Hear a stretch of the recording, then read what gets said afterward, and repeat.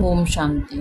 28 अगस्त 2025। आज का पुरुषार्थ। आज बाबा ने कहा, बच्चे, बाप ने आप सबको बहुत महीनता से सारी पढ़ाई पढ़ा दी है ताकि आप सहज रीति अपने लक्ष्य तक पहुंच सको, परंतु पढ़ना तो आप बच्चों को ही है।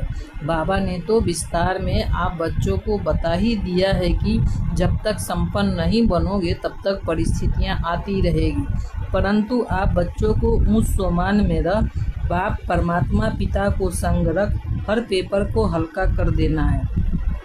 और जिन बच्चों ने इसका अभ्यास किया है वो पावरफुल बन इन परिस्थितियों को सहज ही पार कर रहे हैं और बहुत थोड़े से थोड़े समय में उनकी प्राप्तियां और बढ़ जाएगी। बाप तो पढ़ा सभी बच्चों को रहा है, तो इस पढ़ाई की इम्पोर्टेंस को समझ इसे अपनी दिनचर्या में अप्लाई करो। सब कुछ अर्थात परिस्थितियों के साथ साथ अपना स्वभाव भी बाप को समर्पित करो। स्वयं पर अटेंशन रख बार बार करो। रूहानी ड्रिल करो। बाप के संग रहने की भिन्न भिन्न युक्तियाँ यूज करो। जब आप निमित्त बन बाप की याद में बैठ जाते हो तो आपका सूक्ष्म स्वरूप तैयार होना शुरू हो जाता है। बस दृढ़ता पूर्वक जितना समय फिक्स करते हो उतना समय बैठो। यदि इस यात्रा में थक जाओगे या घबराओगे तो आपकी यात्रा स्टॉप हो जाएगी। फिर आप मंजिल पर कैसे पहुंचोगे?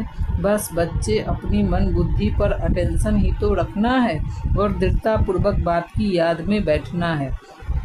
देखो, प्राप्तियां अपरंपार है और जो बच्चे हार कर बैठ जाएंगे उनका पश्चाताप भी अपरम अपार है, क्योंकि इस मार्ग पर करना कुछ भी नहीं है। एक तो अटेंशन रखना है और दूसरा दृढ़ता पूर्वक चलना है। इसलिए स्वयं पर निश्चय रखकर चलो।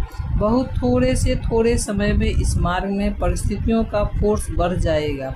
इस कारण आत्माएं स्वयं में उलझ जाएगी और चाह कर भी बाप को साथ नहीं रख पाएगी। फिर देखो, जबकि अभी समय है तब भी बाप का सहयोग नहीं ले पा रहे हैं तो आगे कैसे लेंगे? इसलिए दृढ़ता पूर्वक स्वयं पर अटेंशन रखो, क्योंकि आप स्वयं के साथ कई आत्माओं के जिम्मेवार हो। अच्छा, ओम शांति।